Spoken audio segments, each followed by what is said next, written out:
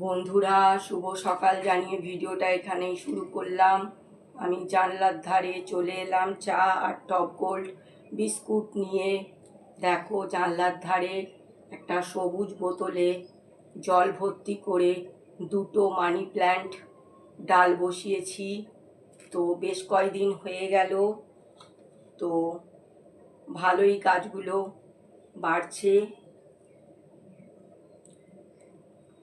জানলার মধ্যে এই গাছ রাখা ভালো। সারা রাতে যে অক্সিজেনের যদি ঘাটতি হয়, আমি ওখান থেকে অক্সিজেন পাবো।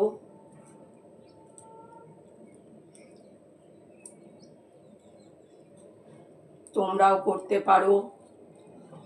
প্রত্যেকেরই জানলা থাকে এখন। বন্ধুরা, ভিডিওটা